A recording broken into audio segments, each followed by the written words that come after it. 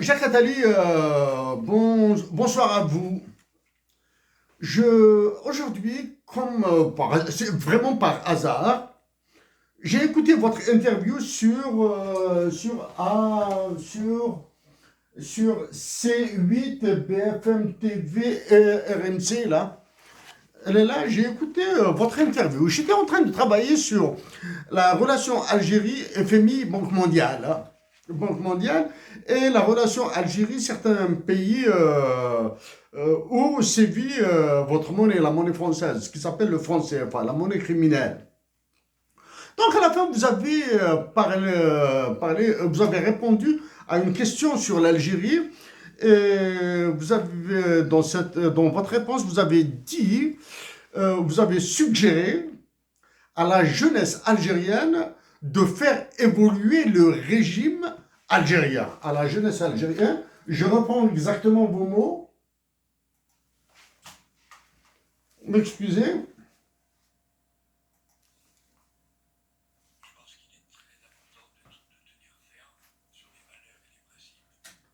Il est très important de tenir ferme sur les valeurs et les principes et de parler à la jeunesse algérienne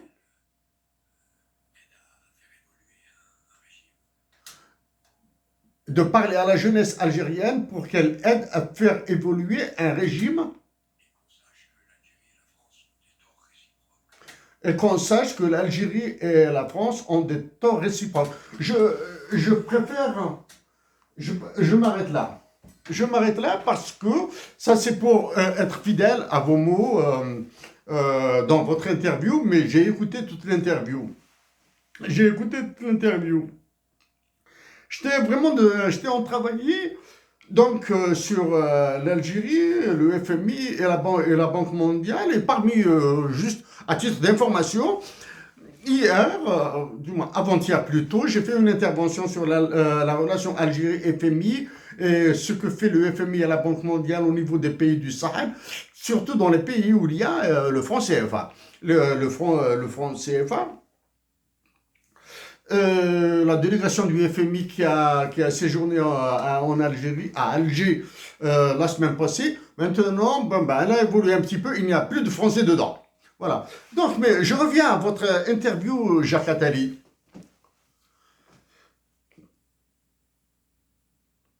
Vous avez été non, vous n'avez pas été à la limite de l'indignité. Vos réponses sont minables. Elles sont tristes. Elles réduisent de votre certaine positive crédibilité dans les milieux français et dans les milieux francophones qui vous écoutent. Je reprends du moins, quelques-uns de vos éléments de réponse à l'interview qui a été conduite par une dame. Par une dame. Donc, premièrement, vous avez encensé Emmanuel Macron, c'est votre roi. Donc, il vous a mis à genoux. Tous. Et cette légende qui dit que vous avez formé Emmanuel Macron, quelque chose comme ça, que vous l'avez pris sous votre aile ou quelque chose comme ça, ça est une légende surfaite. Hein? C'est une légende sur laquelle vous avez surfé. Des hommes aussi intelligents et aussi mégalomanes qu'Emmanuel Macron sont ingérables. Ce sont eux qui gèrent. D'accord? Je viens directement à mon pays, l'Algérie. Donc, vous avez suggéré à la jeunesse de parler à la jeunesse algérienne pour qu'elle fasse évoluer le régime. Ce sont vos mots. Votre réponse est une réponse criminelle, Jacques Attali.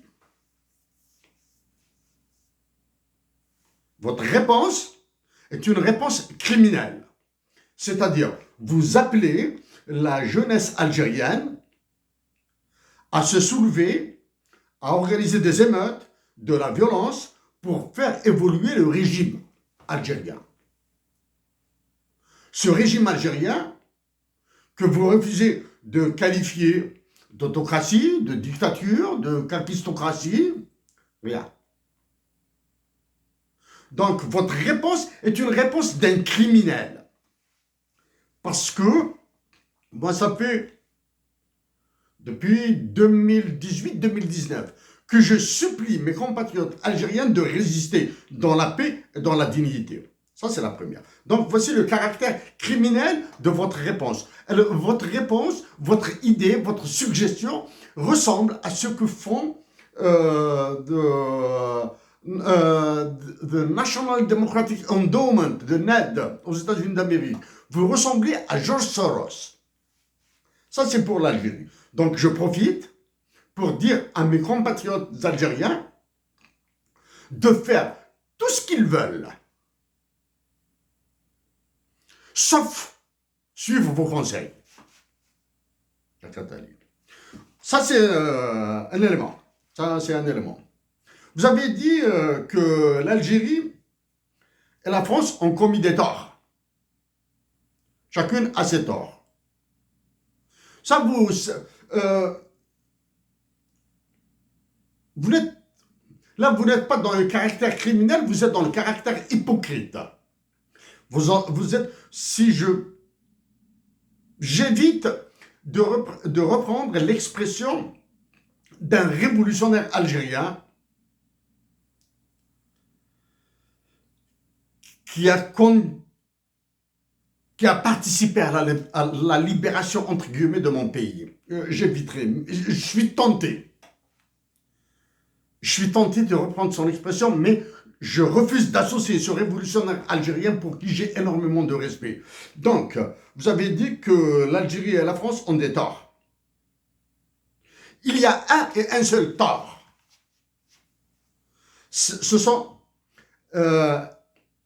C'est d'abord l'occupation de l'Algérie par la France, et ce sont tous les ravages, tous les génocides, tous les crimes contre l'humanité commis par la France, par l'armée française en Algérie. La nation algérienne a résisté depuis de 1830 jusqu'à 1962. Cette résistance a été semée de révoltes, d'insurrections, qui ne peuvent être que violentes. Ça, c'est là. Vous ramenez un colonialisme d'extermination au même niveau qu'une révolution et une guerre de libération. C'est de la honte. Jacques Attali, vos mots sont de la honte. Ça, c'est pour le côté guerre de libération. Donc, je répète, je supplie mes compatriotes algériens de demeurer pacifiques et de résister dans la dignité. Ça, c'est ce qui concerne l'Algérie. Je suis parmi ceux qui disent que la nation française et la nation algérienne peuvent construire un meilleur avenir, c'est-à-dire un avenir qui sera toujours déséquilibré en faveur de la France. Que ce soit dans la culture, que ce soit dans l'histoire, que ce soit dans l'économie, que ce soit dans la recherche scientifique, que ce soit tout. Je reste dans la guerre de libération nationale. Dans votre interview qui a duré à peu près une vingtaine de minutes, vous avez cité l'entente entre l'Allemagne et la France, et vous avez dit que ces deux pays ont mis une dizaine d'années pour dépasser leur querelle, leur mésentente, leur inimitié, leur adversité. Complètement faux. Complètement faux, Jacques Attali. Pour qu'elle dépasse, pour que la France dépasse, l'Allemagne dépasse leur querelle, leur mésentente, tout ce que vous voulez, il avait fallu un procès Nuremberg. Et ça, la France n'a pas subi son procès Nuremberg pour ce qu'elle a fait en Algérie et dans toute l'Afrique. Ça, c'est la première. Deuxième argument. Il avait fallu la bataille menée par John Maynard Keynes pour dire que les sanctions imposées à l'Allemagne sont criminelles, seront contre-productives. D'accord? Jacques Attali, vous, ancien conseiller de Mitterrand, vous êtes à côté de vos pompes. Vous avez été complètement à côté de vos pompes. Ça, c'est pour le côté comparaison que vous avez faite entre la relation entre l'Allemagne et l'Algérie, l'Allemagne et la France et son évolution, et entre l'Allemagne, l'Algérie et la France et son évolution. Ce que vous avez oublié de dire pour que l'Allemagne et la France évoluent dans le sens que vous avez sous-entendu, c'est qu'il y a des leaders, tant en Allemagne qu'en France. D'accord? Il y avait de la démocratie, une certaine forme de démocratie, au moins des élections libres. Ok?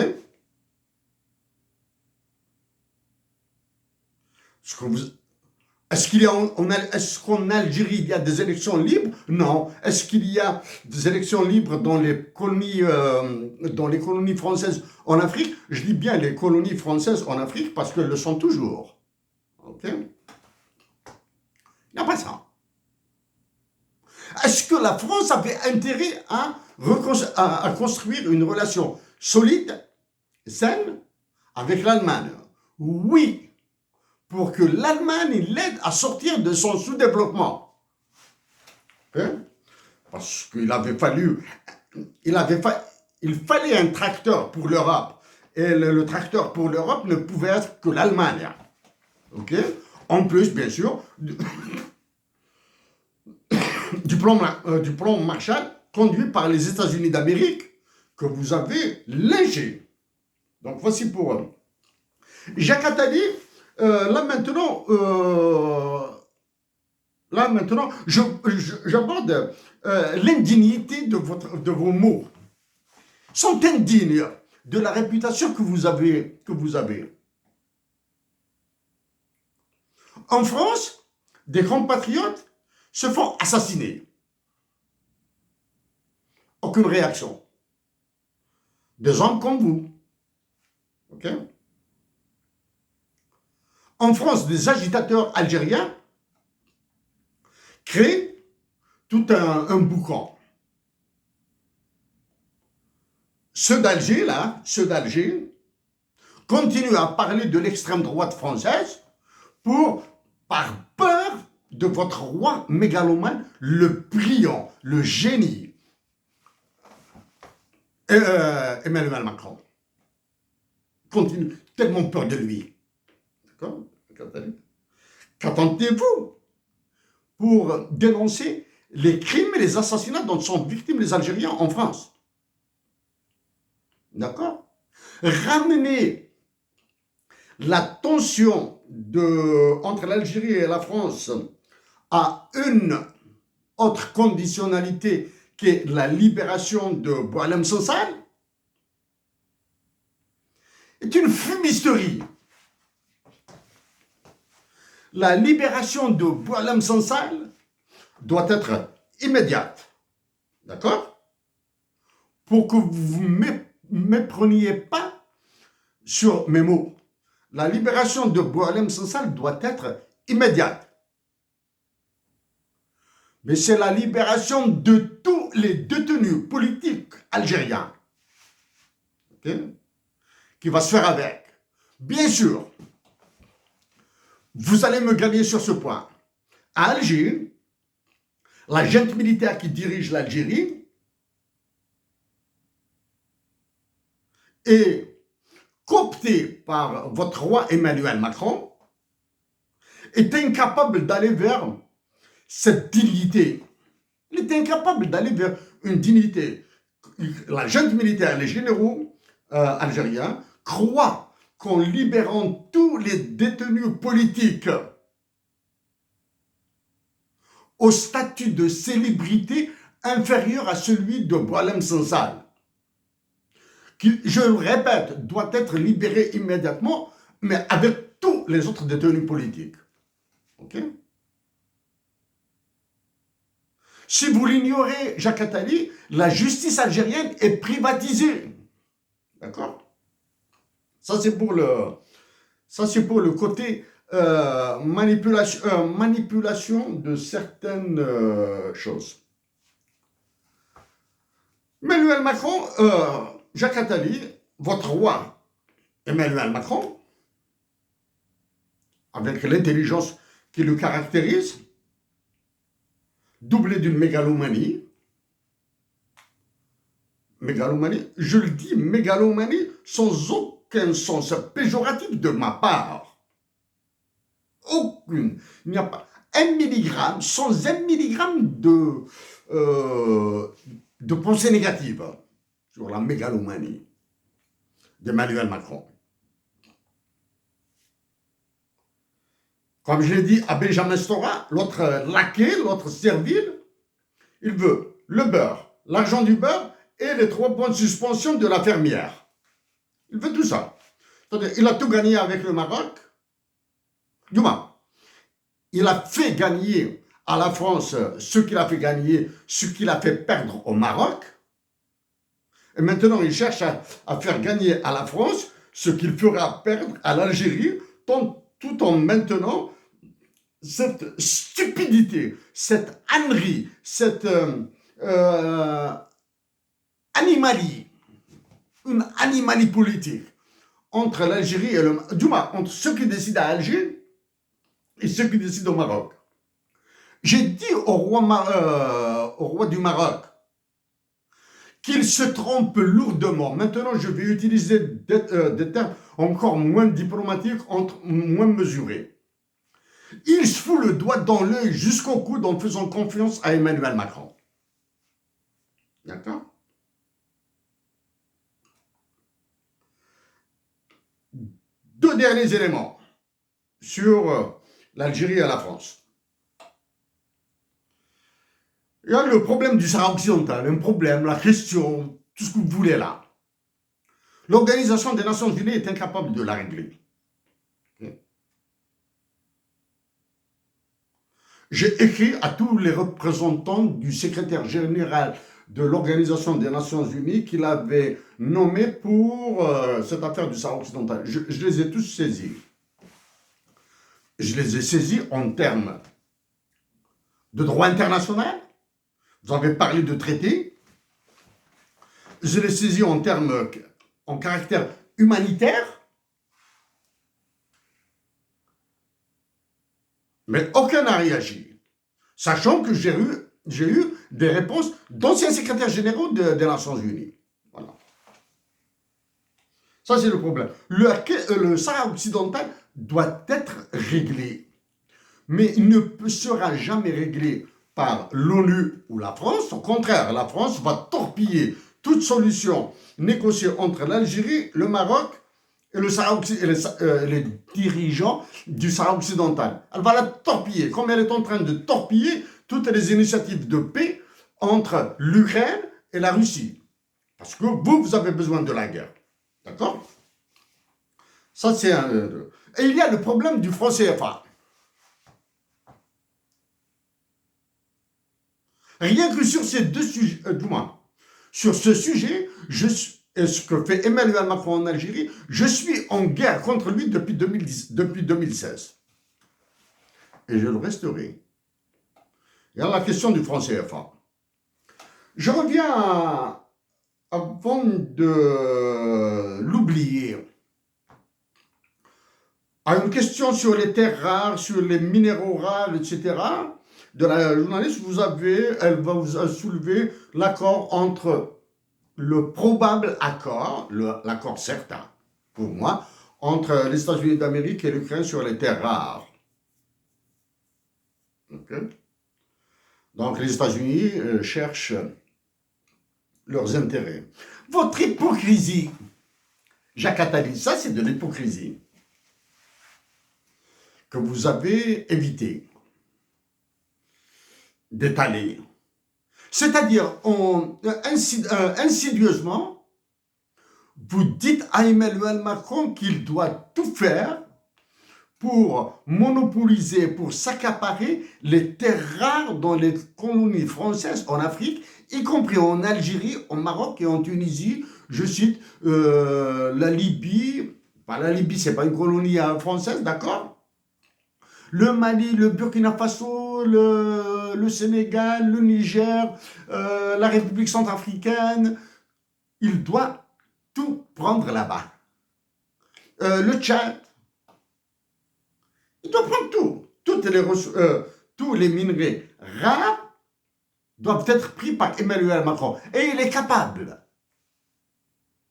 Et la nation française doit se mettre à genoux, faire des courbettes. Et Emmanuel Macron, il est en train de gagner l'avenir de la France. Il est en train de vous le gagner.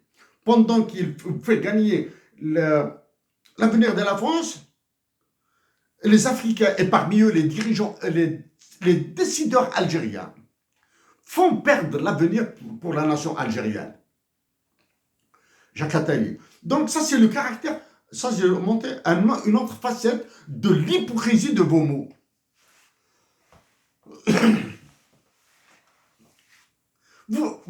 Maintenant, l'insulte. Mais alors, là, donc vos réponses, c'était vraiment, vos réponses concernant les États-Unis d'Amérique étaient de l'insulte de premier choix. Quand vous dites que l'actuel président des États-Unis d'Amérique et le système politique qu'il est en train de mener risque va vers l'instauration d'une dictature aux États-Unis d'Amérique. Ce que vous fantasmez ou vous cauchemardez?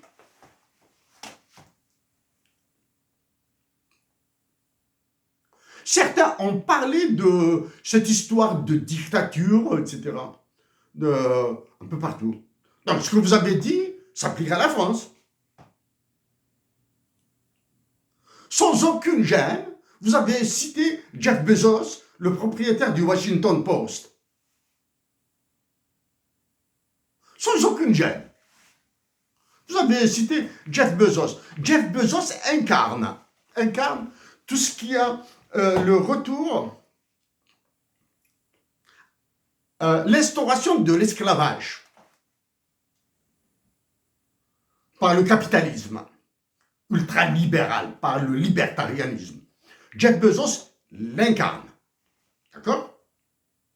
Mais Jeff Bezos a commencé à vendre des livres dans un garage. Ensuite, il est monté un peu plus haut. Ensuite, il a fondé Amazon. Ensuite, il a acheté le Washington Post. Ensuite, il fabrique des fusées qu'il envoie au-delà de la stratosphère. Ça. Cette progression de l'individu américain, vous crachez dessus.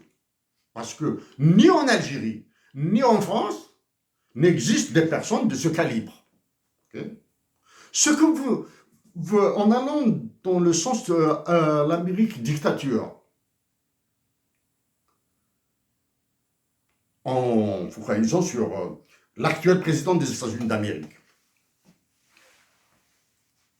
vous oubliez le réseau des universités américaines, tous les penseurs qu'il y a dedans, y compris l'auteur de Meritocracy, du Michael Sandel, professeur de philosophie.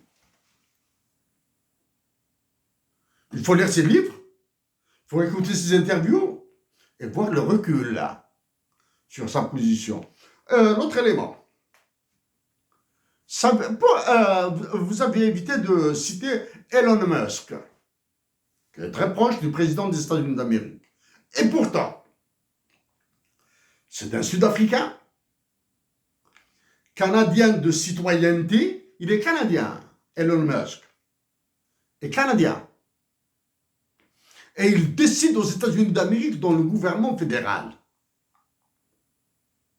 C'est-à-dire, il rentre au bureau ovale comme s'il rentrait dans une buvette. Sud-africain, de nationalité canadienne, qui décide aux États-Unis d'Amérique.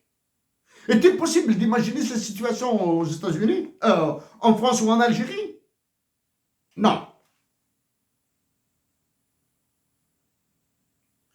Tout ce que vous avez dit à propos du président des États-Unis d'Amérique et de ce qui se passe actuellement aux États-Unis d'Amérique s'applique en pire en France. Et ce, grâce ou à cause de l'intelligence de votre roi Emmanuel Macron qui vous a cloué le bec. À vous, Jacques Attali. Et aux autres. Encore. Avançons. Comme toutes ces personnes qui ont peur de prendre position pour la Russie, ou au moins critiquer légèrement l'Ukraine, ceux qui décident pour l'Ukraine, hein. Vous avez peur de le dire. Vous avez peur de critiquer au moins un petit peu, un tout petit peu, ceux qui dirigent l'Ukraine. Et parmi eux, il y a une mafia là. Hein.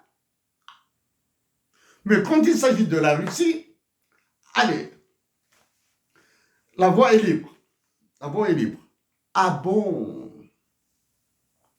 Parce que vous avez aimé la Russie, une certaine Russie qui a été démolie par les USA. Ronald Reagan. La Russie de Mikhail Gorbatchev. Vous aimez cette Russie qui est faible. Vous avez aimé la Russie de Boris Eltsine. Ah non, mais la Russie dirigée par Vladimir Poutine, non. Arrêtez là. Arrêtez, Jacques Attali. Arrêtez, Jacques Attali.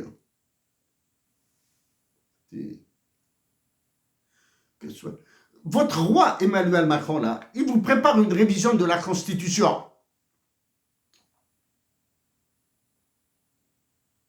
Et il se présentera pour un troisième mandat parce que vous avez parlé de troisième mandat de Donald Trump. Vous n'avez pas honte de parler d'un troisième mandat de Donald Trump? Oui, il a eu un mandat. Ensuite, ce mandat s'est arrêté. Il a quitté la présidence des États-Unis d'Amérique. Et là, maintenant, il a été réélu avec une légitimité populaire, une légitimité légale et avec une force politique inouïe. Le rapport de force politique peut changer.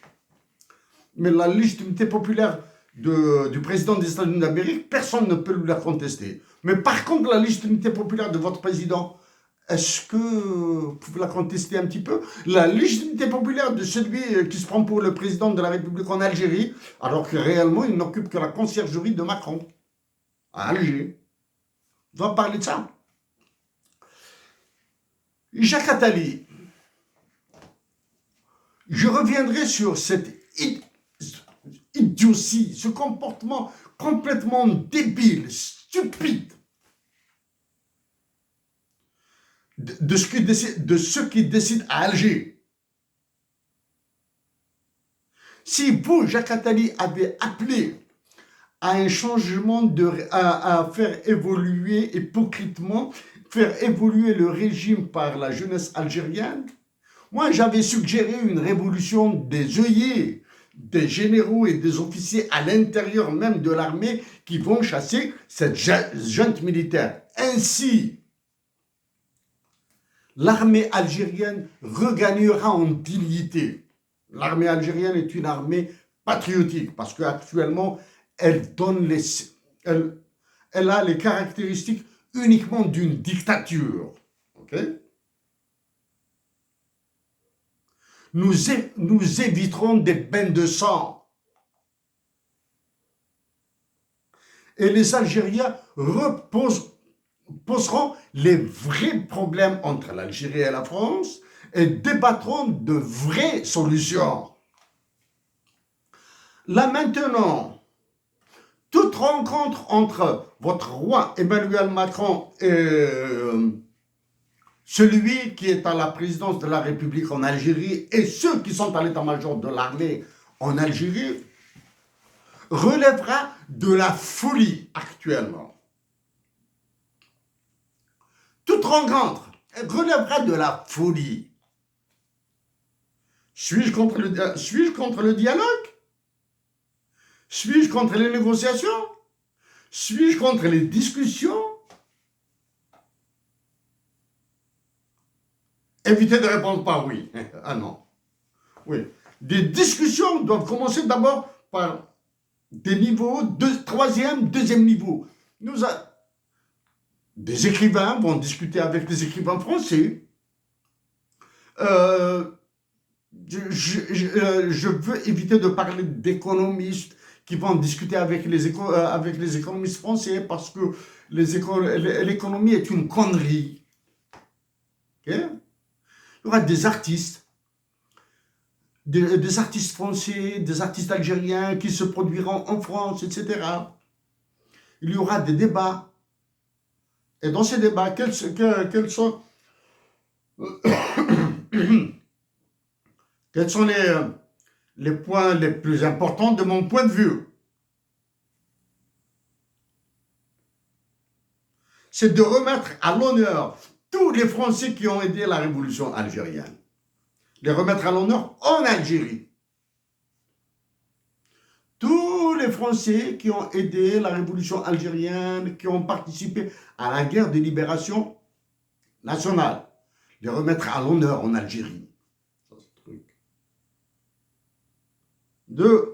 Deuxième problème. L'article 6 de l'OTAN doit être supprimé.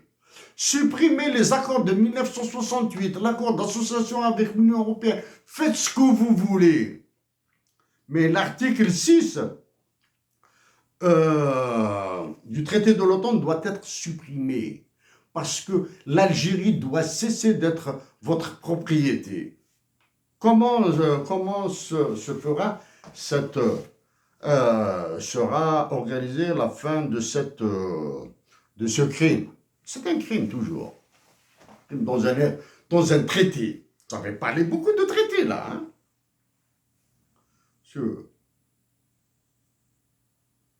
Les juntes militaires qui dirigent le Mali, le Niger, le Burkina Faso, etc. Et les dirigeants du Sénégal, Sénégal que je dois citer, Ousmane Sonko et Bassirou Diomaye Faye, plus ceux qui sont en Côte d'Ivoire et au Cameroun, les Ouattara and Co. Et ils doivent se réveiller. Comment se réveiller? En décrétant leur monnaie nationale. Jacques Attali, vous avez été... vous avez été ce que je vous ai dit au début.